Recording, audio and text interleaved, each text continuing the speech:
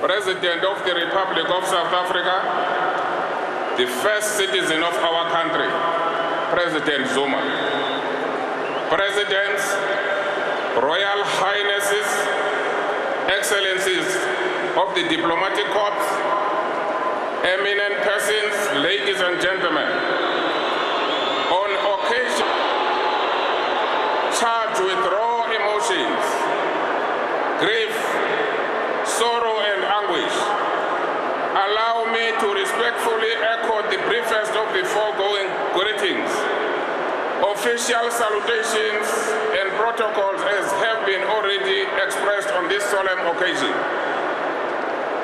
We gather here in person at this stadium, at dedicated venues, in communities around South Africa, and via television, radio, and the World Wide Web to the furthest reaches of the earth, to mourn the great man, but also to celebrate a glorious life well lived. Today, more than any other feeling my family holds, is thankfulness for that wonderful life. On behalf of the family, we take this opportunity to extend our sincere gratitude to the religious communities and various other communities around the globe for their thoughts, prayers, and messages of sympathy and solidarity which they have generously extended to our family. Indeed, our burden of pain and sorrow is daily being lessened by the outpouring national and international grief for our father and elder. We have always been mindful that we share Madiba with the rest of South Africa, Africa, and the rest of the world. Indeed, Madiba was a great man, but was humble in all things.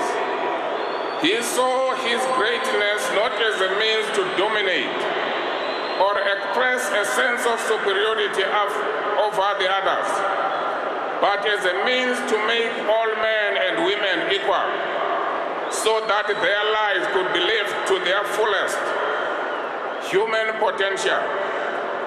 To him, life was all about service to others and setting those in bondage free. This is what Mandela's life was about. That is his vision for South Africa and Africa. And this legacy lives us on to carry on.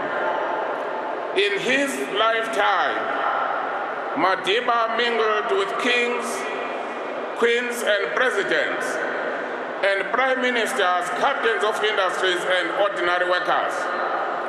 At the core of his being was a man of the people, a simple man, and what would not knew that no matter how enormous the accolades he attained in life, exactly what he was in his essential life and where he belonged. Dada, a son of Africa, a child of the table, a descendant of great King Mubengoka, Dalibunga, you will always be remembered. And what is so glorious in that, as Mandela would have wished it, among the throngs here in this morning, are the powerful and the weak, the rich and the poor, the mighty and the ordinary, all here sharing a unified purpose to mourn this special sign of the African soil. I am sure Madiba is smiling from above as he looks down on the multitude of diverse faces gathered here, for this what he strove for, the equality of man, the brotherhood of humanity, and the unity of progressive purpose until his last days. That we were blessed to be associated with this amazing icon, and to have the role of perpetuating his legacy is the most precious birthright which has been bestowed on us all. As we lift our eyes to the dawn of the new era, without a Madiba on our side, We hope you will join us with all passion, prayer, support which you have already demonstrated in every street corner of this beautiful land and in far-flung region of the world. This universal show of unity is a true reflection of all that Madiba stood for: peace, justice, unity of all mankind. Let us pledge to keep Madiba's dream alive in the way in which we honor the humanity in each other, in the way in which we reach out to the humanity in each other, and in the way in which we raise up the impoverished, the forgotten, and the disfavored. In this regard, we, the Mandela family, enter into a solemn covenant with you, the people of our country, Africa, citizens of the world, that we will recommit ourselves to the values and the ideas Mandela stood for. In the spirit of Ubuntu, we hope that you will continue to stand by us, encourage us, guide us, because because of you. As a family, we have no option except to be bound by the principles of Nelson Mandela, for he would accept no less. Let the word come from the place and far beyond our borders, that we dare not fail to uphold his legacy. We entreat you to do the same. The torch is henceforth passed from Madiba's generation to the next generation of leaders, who must seek to make our world a better place. Our generation needs new breeds of leaders in the caliber of Madiba, O.R. Tambo, Walter Sisulu, Steve Biko, and many other leading lights.